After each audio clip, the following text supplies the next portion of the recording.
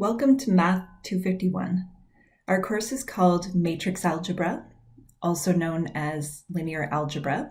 Let's do a quick overview to see what the course is all about. So there are two big themes that run through the course, geometry and algebra.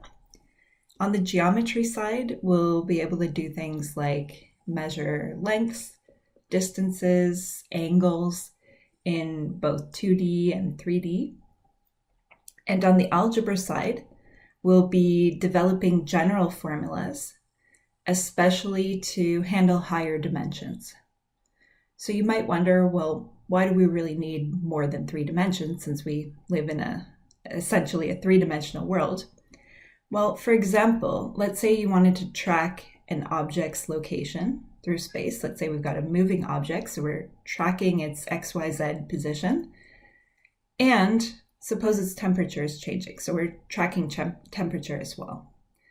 Well, tracking the spatial location and the temperature is a 4-dimensional problem. 4-dimensional in the sense that it takes 4 variables to measure the location and the temperature. So in real-world problems, you often end up with a large number of dimensions due to a large number of variables that you're trying to track throughout a problem. So let's jump into our first section called Geometry and Algebra of Vectors. So first, let's define a vector. A vector is a line segment with direction, often used for velocity, forces, etc. So let's take a look at the diagram here. So we've got 3 points highlighted. We're going to call the origin O, and we've got 2 other points, A and B. So we can build 2 vectors as we've done in this picture here. We've got a vector running from point O to point A, and we've got a vector running from A to B. So let's talk about some notation that we'll use with vectors, and we'll also talk about how to calculate these vectors. So when we write a vector running from A to B, for example, if we want to indicate that it's a vector, people will either write an arrow on top, or sometimes it's easier just to write half arrow. So I tend to use the half arrow notation like that, just to indicate that's a vector from A to B. So if we look at the vector going from O to A, in notation, we would just write it like this. And then let's think about how far is it moving horizontally? Well, 4 units. How far is it moving vertically? 2 units. So the vector is written using square brackets, and we just write the horizontal change and then the vertical change. So vector OA is the vector 4, 2. The vector going from A to B is the vector 1, 3. The way that we can actually calculate that, if we've got the coordinates of points A and B, is just think B minus A. So to get the x component, go 5 minus 4 is 1. So that's the net change in the x direction. And then 5 minus 2 is 3 to get the net change in the y direction. And these numbers that we're writing down inside the vector are called the components of the vector. So the components of vector AB are 1 and 3. Now sometimes we write our vectors vertically, so you could equally well write OA as the vector 4, 2. The horizontal component is still the one that's being written first. So this is going 4 units horizontally, 2 units vertically. So let's say that we're given points C and D, and our goal is to find the vector from C to D, which we're calling vector V. So we're going to calculate that, and then we'll draw it. So let's say vector V is equal to the vector that goes from C to D. The way we're going to calculate this, just think D minus C. So we're going to go 2 minus negative 1. I'm going to write all the details here. 2 minus negative 1 gives us our horizontal change, and negative 1 minus negative 3 gives us our vertical change. Okay, typically we don't actually write down that step, we just do that mentally. So the components of our vector V are going to be 3 and 2. Okay, now let's think about how to draw that vector. So I'm going to draw the x and y axes here. So we could draw the vector starting at any initial position. We could draw it starting at 0, 0, and then it's going to move 3 units over, 2 units up. So that's one copy of vector V. But similarly, we could draw it starting at any starting position. So we could draw it starting down here, still going to go 3 units over, 2 units up. So that's another copy of V. We could draw it shifted over, starting here, still going to go 3 units over, 2 units up. So that's V. So there are infinitely many acceptable answers here. You can start this vector V from any initial position, and as long as it's traveling 3 units over, 2 units up, then you've drawn a correct version of vector V. So let's make a couple of comments about this. What we figured out in doing that sketch is that a given vector can be drawn from any initial position. And if you rephrase that idea, that's like saying if 2 vectors have the same length and the same direction, that implies they should be called the same vector. They should be considered to be the same vector. So in this drawing here, we would not need to call these vectors, V1, V2, V3, because as soon as we call this one V1, this one's V1, and that one's V1 as well. So we might as well just call them all V. Occasionally we want to draw our vectors starting at the origin, just because it makes things easier from a geometric point of view. So a vector is considered to be in standard position if it starts at the origin. So at this point, I want to talk about some notation that's pretty important going forward. So if someone writes down something like this, we should understand that that's a vector because it's got square brackets on it. Whereas if we see something like this, we should understand that that's a point because it's got round brackets. So let's talk about how we add vectors together. Let's say we've got vector u and vector v given to us. So if we want to add these 2 vectors together, we'll call the sum vector u plus vector v. And what we're going to do is just add the x components together. So you'd get -1 plus 1 gives you 0. Add the y components together. So you'd get 2 plus 3 gives you 5. So that's the algebra of how the vector addition is going to work. But let's look at the geometry. So let's draw vector u. We can draw that in standard position. So it's starting at the origin. It's going 1 unit to the left and 2 units up. So there's our vector u. And then at the tip of vector u, we're going to start vector v. So starting vector v here, vector v is going 1 unit over and 3 units up. So that's what vector v looks like. Okay, so this is called tip to tail. Whenever you're adding vectors, you draw the first vector, and then at the tip of the first vector, you're starting the tail of the second vector. So you just position them like that.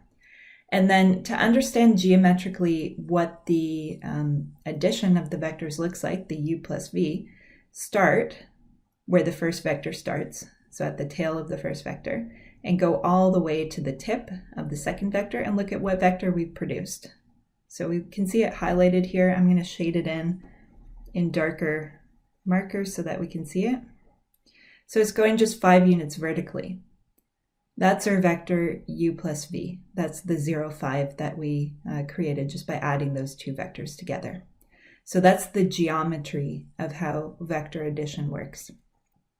So maybe a cleaner way to understand that is just to draw a sketch without a coordinate system. One of the beauties of what we do in linear algebra is a lot of our discussion happens without even having any coordinate axes drawn. So we can just draw a vector like, oh, this is vector A, that's vector B, let's say. So to add these together means start where A starts, finish where B ends, and that's our vector A plus B. So that's the geometry of vector addition. And you can see that in this sketch that we've got here. So if you follow along u and then along v, what you're producing is u plus v. So one of the things that we can conclude from this picture is that it wouldn't matter if we travel along u and then v, or if we went in the other order. If we went along v and then along u, we would still produce the same vector u plus v. So what we're concluding is that when we're adding vectors together, the order doesn't matter. U plus v is always going to be the same thing as v plus u, and we can see that from our sketch. Now let's talk about scalar multiplication. So scalar multiplication is when you do something like you multiply a number times a vector.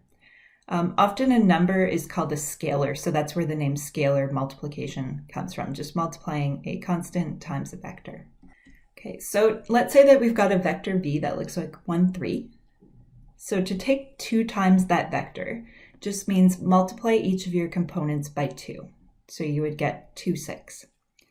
And while we have this algebra discussion, let's also have the geometry discussion at the same time. So we'll actually draw a picture here. So let's say this is our vector v, 1, 3. And if we double that, what we're getting is a vector that's twice as long as v, but pointing in the same direction. So we're going up to 2, 6. Okay, so red vector here is 2v, whereas the blue one was just v. So multiplying a vector by a positive scalar just makes the vector that much longer in the same direction. Whereas if we did something like negative v, algebraically we're just changing the signs of the components, and what that does is changes the direction of the vector. So we'd be going -1, -3 like this. So that's just as long as v, pointing in exactly the opposite direction. So when we look at these 3 vectors, v, 2v, and -v, they're all considered to be parallel. So even if 2 vectors are pointing in opposite directions, like 2v and -v, they're still considered to be parallel because they lie along the same line.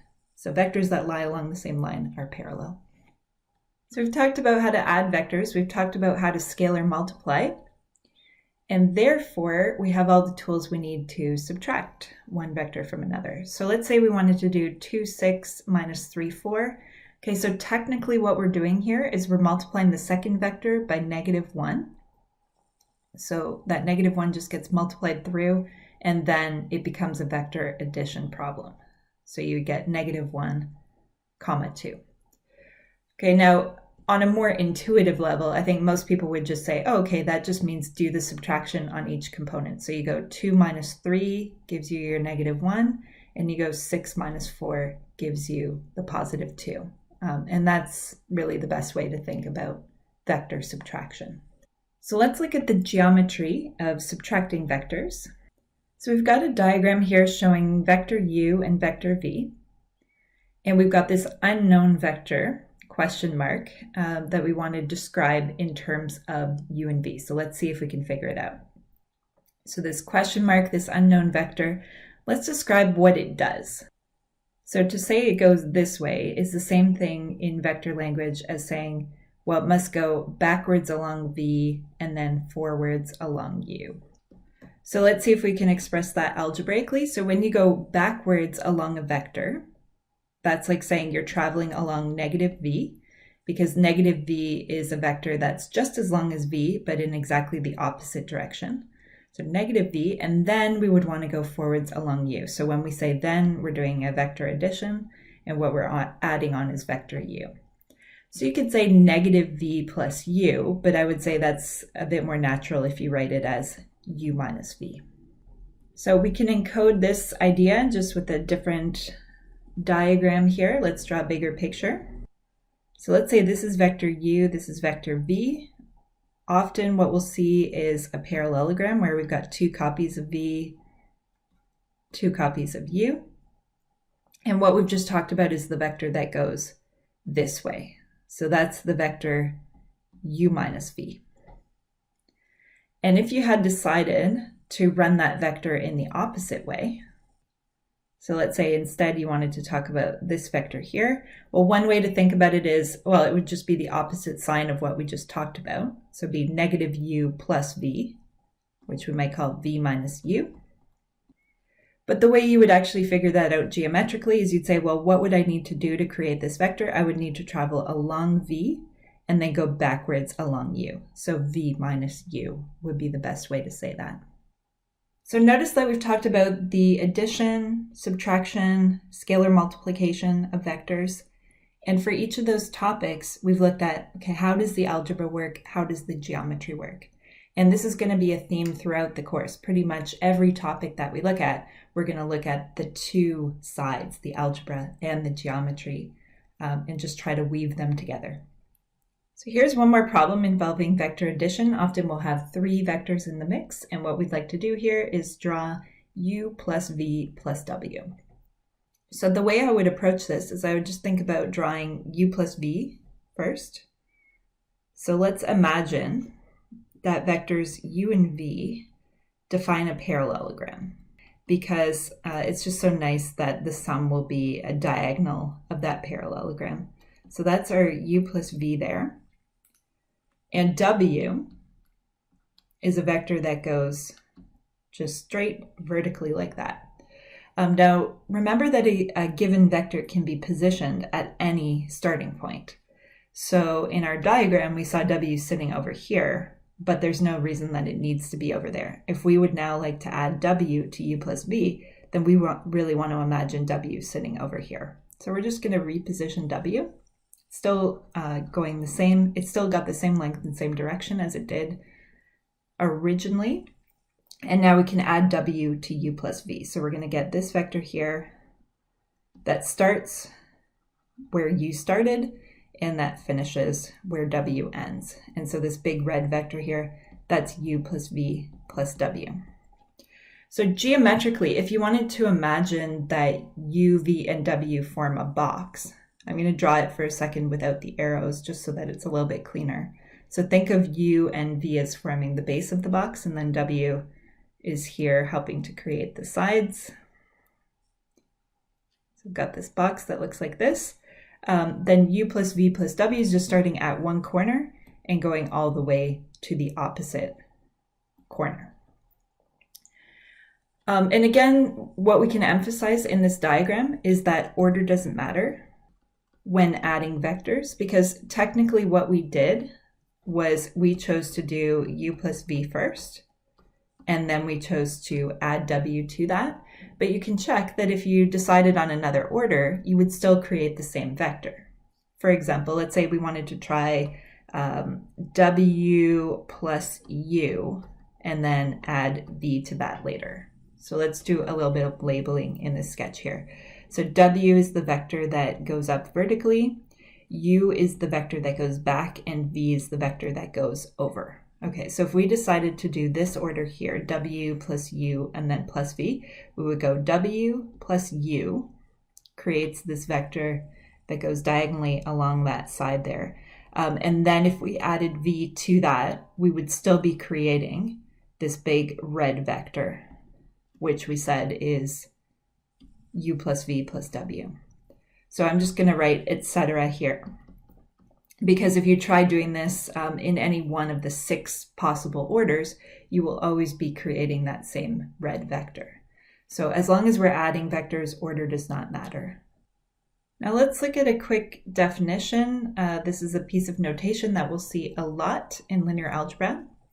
When we say something like v, vector v, is in Rn, what that means is that vector v has n components, and each component is a real number. That's what the R represents.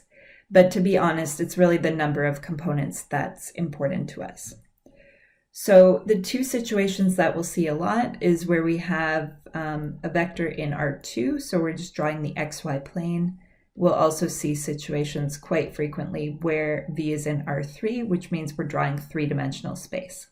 So it just gives us a clue as to what dimension we're working in.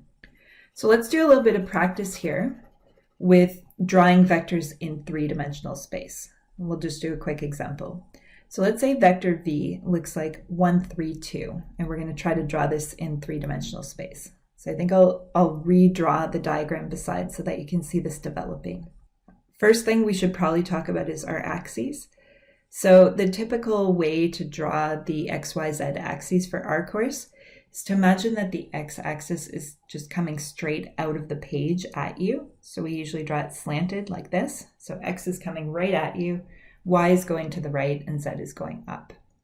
There are different courses, different textbooks will use different orientations for the axes, but we'll stick with this orientation here. So with that discussion done, let's see if we can draw a vector that's just going 1 unit in the x direction and 3 units in the y direction. I won't actually draw the vector yet, I'll just draw the point. Let's find the point 1, 3, 0. So to show this in 3D, what you can do is imagine the x and y axes sort of forming a parallelogram. Like that, you could say that's the point 130. And then if we want to create the point 132 from that, then we need to measure what looks like 2 units along the vertical axis. So just sort of eyeball that distance. So I'm looking at this and sort of just measuring that distance there. And then travel that distance from the point 130 vertically. So I would say it would be about there. That would be our point 132. And once you can draw points in 3D, then of course you can draw a vector in 3D. So this vector is just starting at the origin and going over to that point. That's what 132 looks like. So we can call that vector V. Most of the time, we'll be doing our diagrams without a coordinate system, but it is helpful to be able to do a clear sketch in 3D when you need it. Okay, let's introduce another definition here. We're going to talk about the 0 vector, which we're going to write the number 0 with the vector sign over it. If you were in R2, then the 0 vector would look like 0, 0. If you were in R3, then the 0 vector would look like 0, 0, 0. So from a geometry point of view, the 0 vector is not very interesting because it starts somewhere and just finishes at that exact same point. So it's not a very interesting vector to work with, but it is actually quite useful for algebra, especially when we're coming up with formulas. So we'll see that throughout the course that the 0 vector is going to be quite important. Let's do just a quick example to reinforce what the 0 vector is. So here's our example. We're told let vector u be in R2. We want to show that u plus negative u gives us the 0 vector. So in this context, you could say show, you could say prove. Prove sounds kind of scary. They mean the same thing. So essentially, we just want to confirm that this equation is true. Occasionally throughout the course, there will be a few instances where we have to do this sort of thing, where we're checking that an equation is true. So let's figure out how we would go about this. First thing we should do is we should just make u a bit more specific. We're told that u is in R2, so we know it has 2 components. So it'd be nice to give a name to these 2 components so that we can actually do some algebra.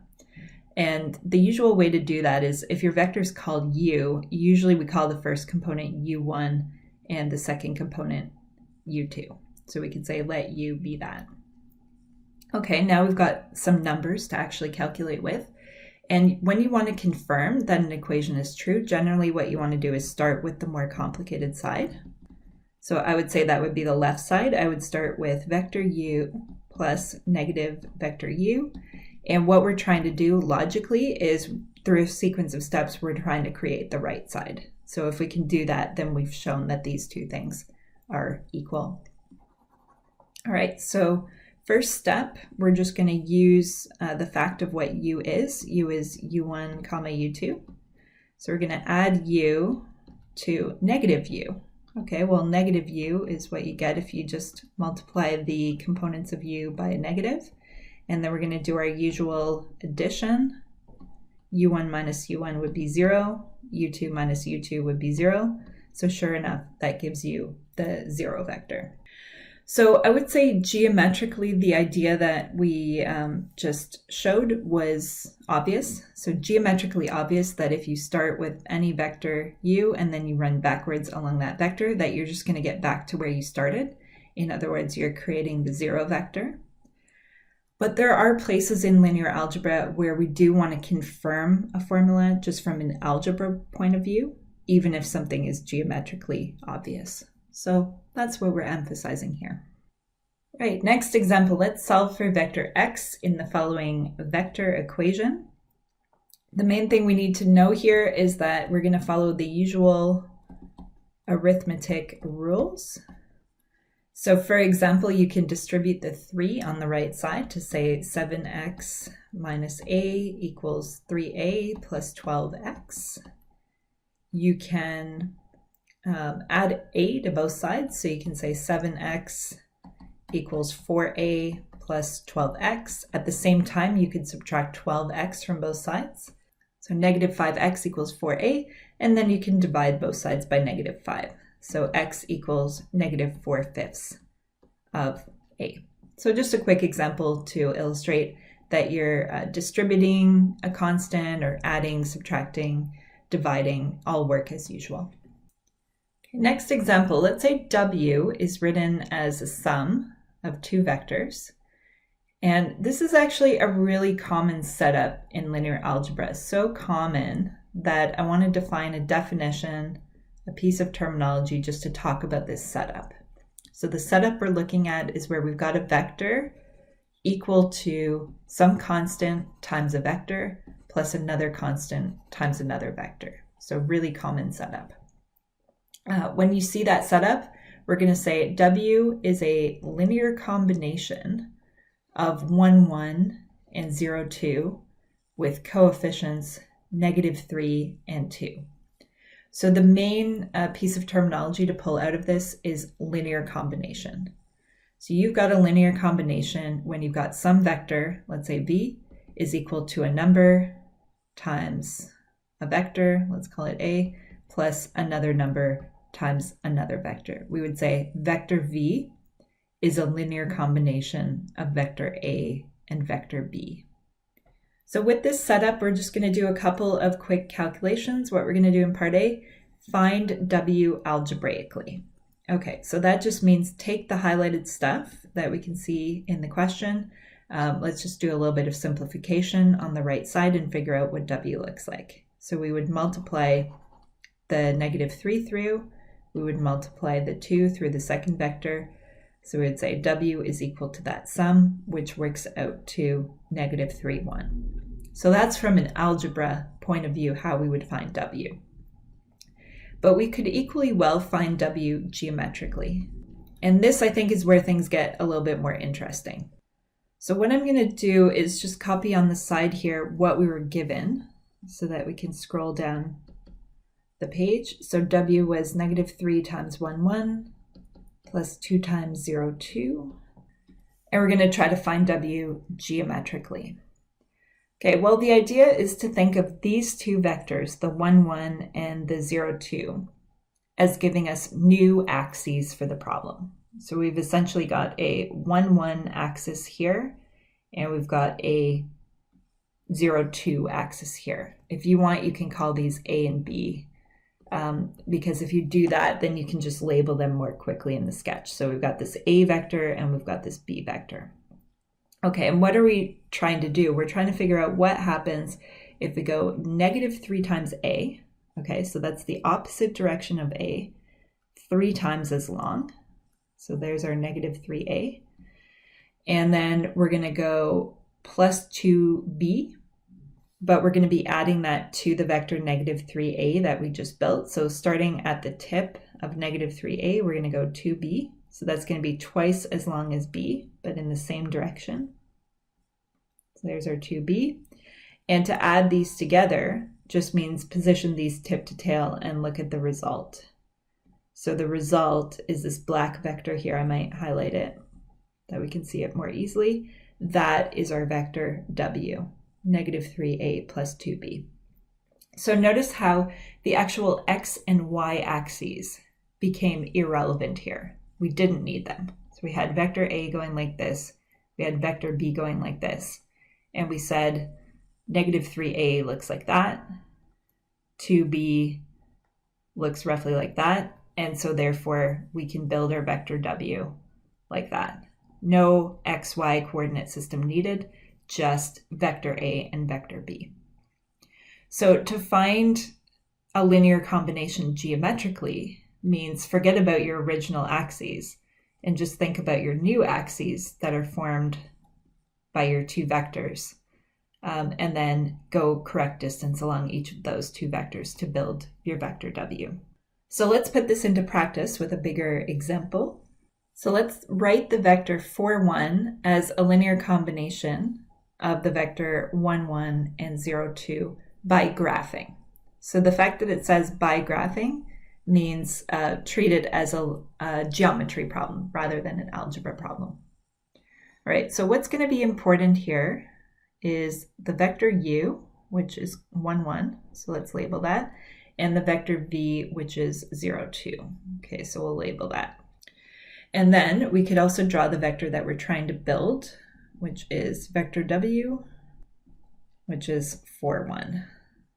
Okay, so let's draw that one in red, just for contrast here. Okay, so that's the vector w that we're trying to build. So what we're allowed to do is we're allowed to travel any distance we like along u, either forwards or backwards. And we're also allowed to travel any distance we like along v, either forwards or backwards. And we're allowed to do sums of these things. So you can, for example, travel along u. You could say, okay, I'm going to go backwards along u, and then I'm going to go either forwards along v or backwards along v, for example.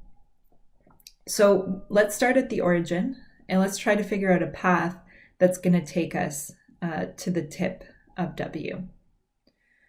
So we could travel along u a certain distance, exactly the right distance, so that we're then going to be able to travel along v. So probably to about there.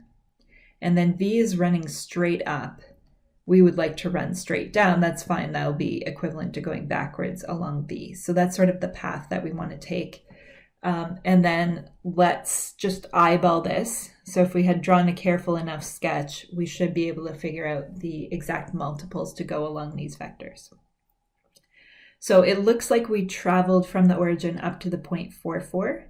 So I would say we went 4 times u. So at this point we're at 4, 4, and we want to come down to 4, 1. So we need to travel 3 units down, and we need to do that along v. So if you're good with your mental math, you would say, okay, that's going to be -3/2 of v. If you want a little bit more detail, then over on the side, you could say, okay, I want to figure out a multiple of v. So I want k times 0, 2 to equal 0, -3, because what we're trying to create is this downward motion of 3 units. And then we could say, well, if we just look at the second component here, that's like saying we want k times 2 to equal -3. So this multiple k should be -3/2. So that's how we know that this should be exactly -3/2 of v. All right, and so to answer the question, to write w as a linear combination of u and v, that means write w as some number times u plus some number times v. That's what a linear combination of u and v is. And we've actually figured out the correct numbers. So we need to go exactly 4 times u, and then we need to go exactly -3/2 times v. And there we go. We've written w as a linear combination of u and v just by drawing a picture.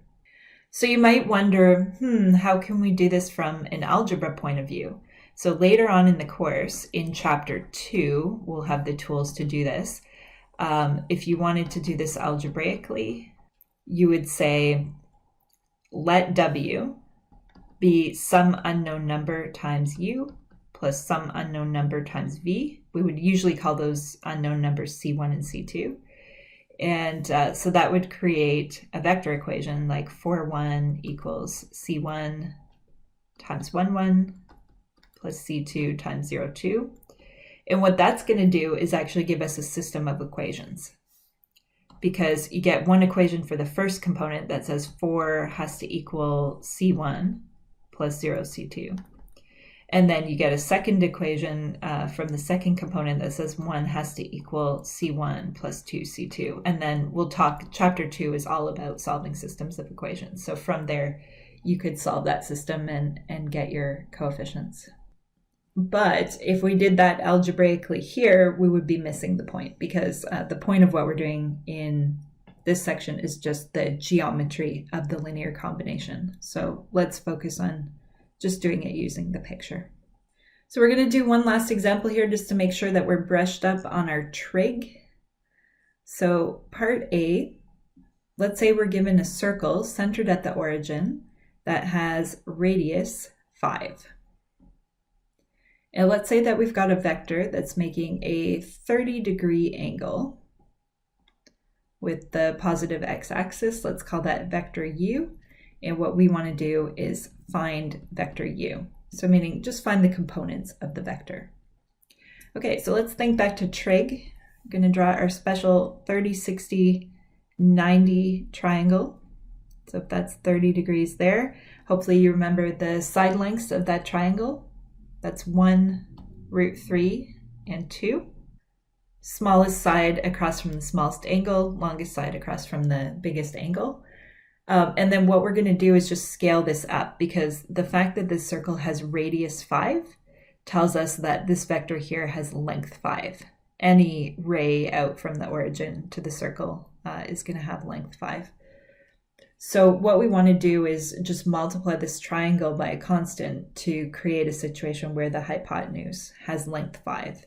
So if we multiply by 5 over 2, that will scale our triangle perfectly. So then we'll have 5 on the hypotenuse, 5 halves here, and this is going to be 5 root 3 over 2. So this vector that's going up like this, that's our vector u, and we can now write down its components. So horizontal component 5 root 3 over 2, and vertical component 5 halves. Again, let's say that we've got a circle centered at the origin, and let's say this time the radius is 7. And this time we've got a vector that's going this way, making an angle of 45 degrees with our negative x-axis. Let's call this v. So our goal is to find vector v. Okay, well, let's draw a triangle position like this, 45, 45, 90 triangle. So from pre-calculus, our side lengths would be 1, 1, root 2. And again, we want to do this idea of scaling it, because if this circle has radius 7, then the length of v here is really 7. Any ray out from the origin to the circle is going to have length 7. Okay, so let's multiply by 7 over root 2. We can rationalize this at the end, but that's going to create now a hypotenuse of exactly 7, and the other side lengths are going to be 7 over root 2. And our vector v in our picture is going up like this. So there's our vector v.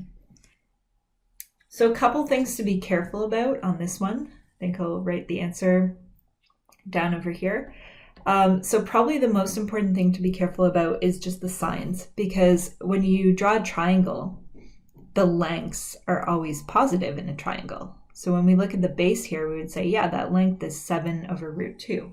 But when we translate this information into a vector, we need to point out that v is running to the left. So the horizontal component is actually negative 7 over root 2. Whereas the vertical component, because we are going up, will be positive. So just remember that if you're going left or you're going down, your component's going to be negative. Okay, and then the other thing we could do is rationalize this. That would be optional, but usually we like to get the roots out of the denominator. So just multiply by root 2 over root 2, and you could give your final answer as negative 7 root 2 over 2 and positive 7 root 2 over 2. And that's your vector v. So that's it for the geometry and algebra of vectors. Thanks for watching.